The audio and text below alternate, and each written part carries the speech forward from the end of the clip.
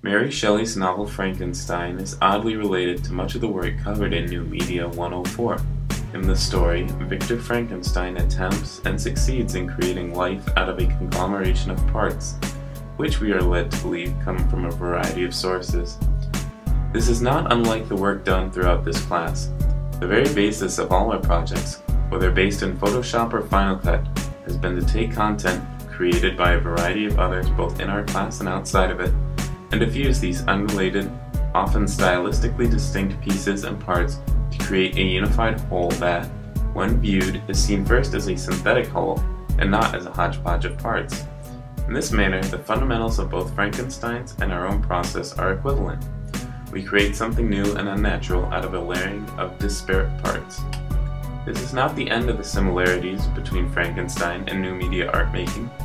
Frankenstein used the science of his day in a way that was seen as ridiculous to his fellow scientists. While we do not employ cutting-edge science in our work, we do rely entirely on new powerful computer programs, which are constantly being advanced and updated. We use the powerful tools these programs have to offer in an unorthodox manner, which their designers, and for that matter, other program users, would not imagine the software being used for. A tenuous association can also be made between the product of Frankenstein's labors, his monster, and the products we produce in this class. Frankenstein does not realize the hideous nature of his project until his creature has been animated. It is only then that his previous unquenchable yearning to succeed is banished and replaced with loathing and disgust. While we rarely view our work with such strong hatred, perhaps this is only because our final product is a static image that does not correspond with anything occurring in the world. If this was not the case, and our work was interpreted as actual documentary proof of beings and phenomena witnessed on our planet, our creations would be just as, if not more terrifying, than Frankenstein's monster. After listening to a recorded lecture by William Gibson and hearing his thoughts on the post-human and the cyborg, it is difficult not to be reminded to some extent of Frankenstein.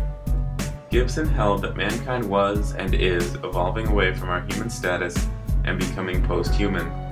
This evolution, however, is not a natural occurring process, but rather the result of our own technological accomplishments and the pervasiveness of such technology throughout our society.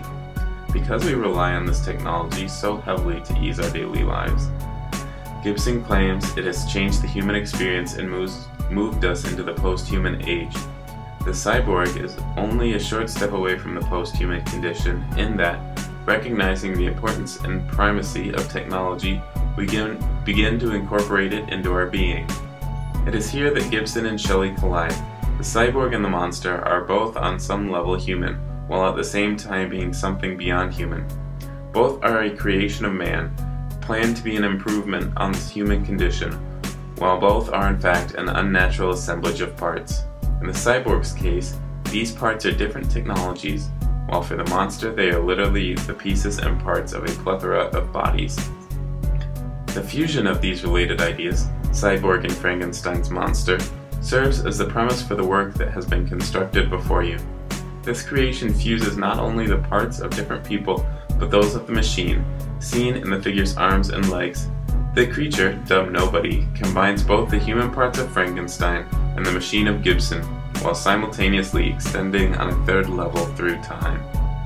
Nobody is an idea, a fusion of the different information we have examined in this class and given faint life through our construction. He is a vision of the physically impossible made real through technology, but denied true existence. He is a faint projection of the workings of my thought process, a visual reflection of the synthesis of Shelley and Gibson in my mind.